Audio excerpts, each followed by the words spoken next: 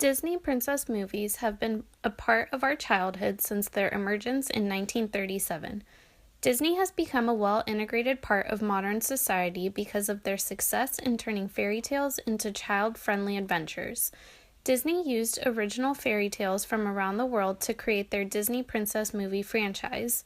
Each princess has their own hidden story, a storyline unexplored within their Disney film that shows a more adult-oriented story.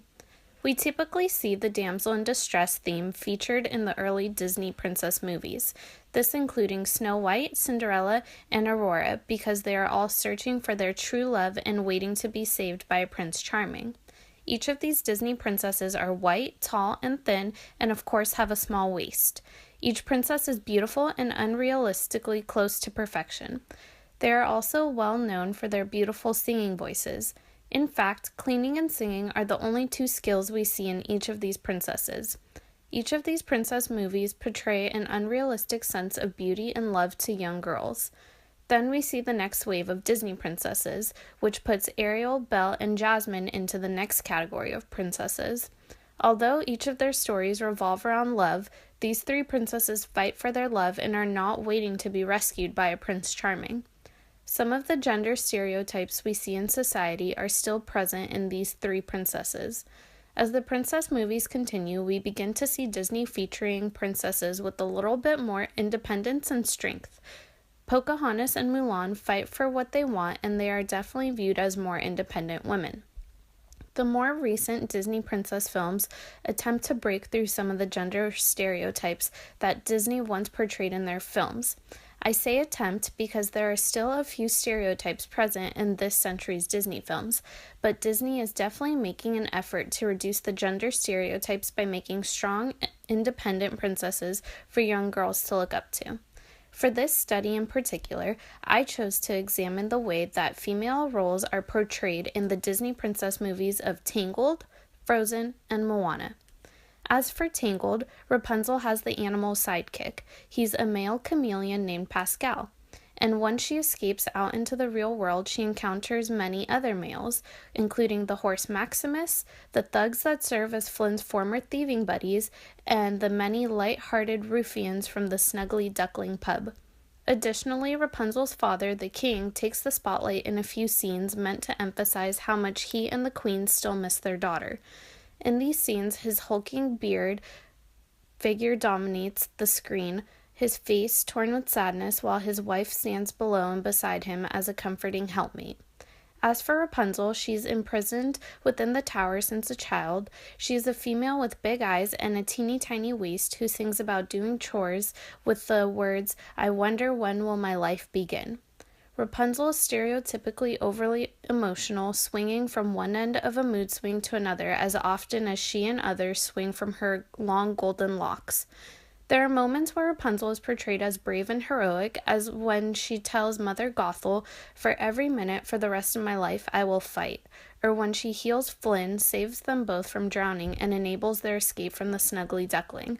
She is an improvement on Snow White, who could only sing to animals and happily clean up after 7 dwarves, yet as critic Scott Mendelson points out, her bravery is of a condescending girl power puncher too, sort.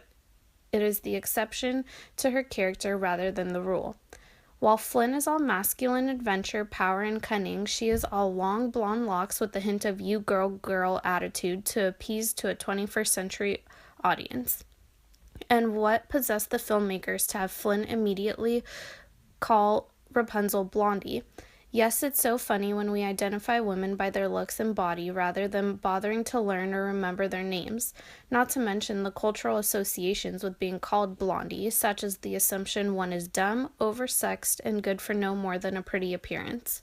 To sum up, we have a film dominated by male characters that focuses on the magical golden hair of a white princess who must be saved from an evil dark witch.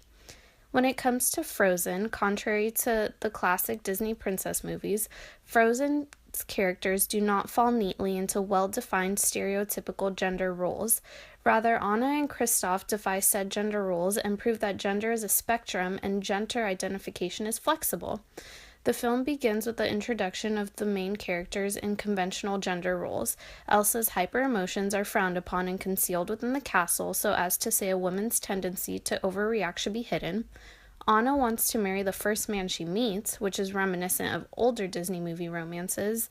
But as the movie progresses, Elsa's, but more so Anna's character, transforms into something that resembles gender ambiguity. Anna's transformation is one that speaks volumes to gender instability. She begins the film entranced by Hans and very much within the boundaries of a typical female figure, but is ultimately revealed to be much more than just a pretty face. One of the very first character transformations we see in the film is when Anna asserts herself and decides to search for Elsa on her own despite the pleading of her then fiancé Hans. In the older Disney princess films, a female character is never the one who makes the long journey to save the princess, or in this case, the queen. It is always the prince who rescues the princess, never the other way around. Another instance when Anna displays an act of masculinity is when she commands Kristoff to take her up the North Mountain. She is smart in that she bribes him with goods he originally wanted to buy at the trading post, and assertive when she refuses no for an answer. Anna continues her growth when she successfully assists Kristoff in fighting off a pack of wolves attacking their sled.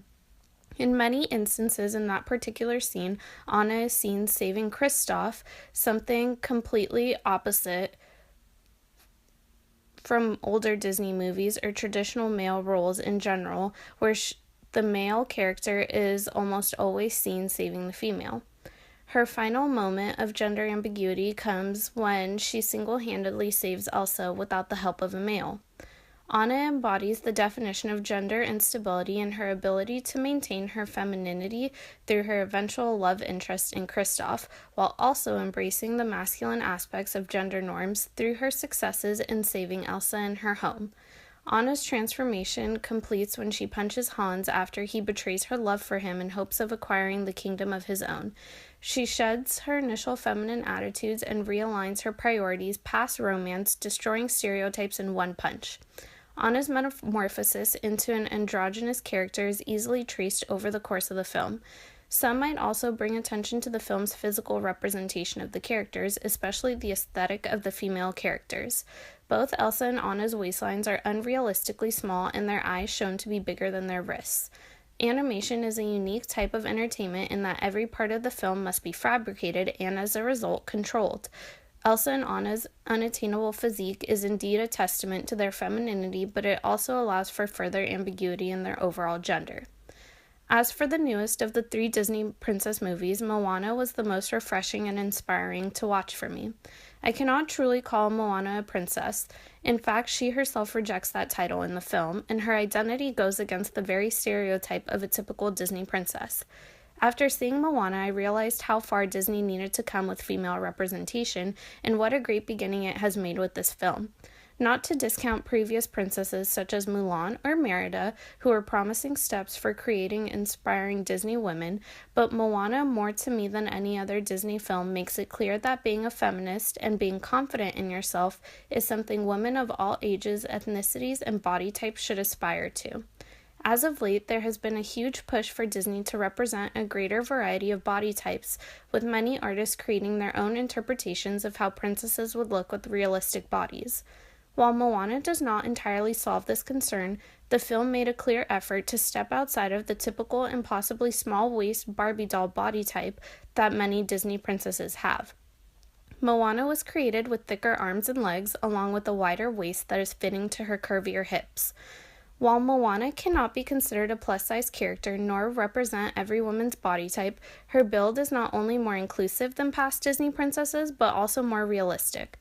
Her body is portrayed as strong, which would definitely be needed for her to sail on a boat alone as she does so in the film. With Moana, Disney shows they recognize not all female bodies are thin. Some women have curves, some women have muscles, and young girls can learn from the character of Moana that this is entirely okay. The film is named Moana, so it should be no surprise that the plot is entirely centered around her personal journey. Moana has absolutely no love interest nor a man who controls her decisions. In fact, she defies her father to follow her dreams, and she stands up to a male demigod who attempts to derail her mission of saving her island. Throughout the story, she doubts herself often and she makes mistakes, so Moana isn't perfect, but she does not let her imperfections or others' expectations for her define her identity. At the end of the film, Moana discovers who she truly is, and there is no husband necessary in that. Of course, I appreciate a good love story, but when female Disney characters are diminished to only their love story, Ariel spending all of the Little Mermaid chasing after Eric's affection, and Aurora from Sleeping Beauty not being able to wake up without a kiss from her prince, women are taught that their worth lies within their relationships with men. But Moana teaches self-love as the character works to achieve her goals not for true love's kiss, but for the happiness of her subjects and herself.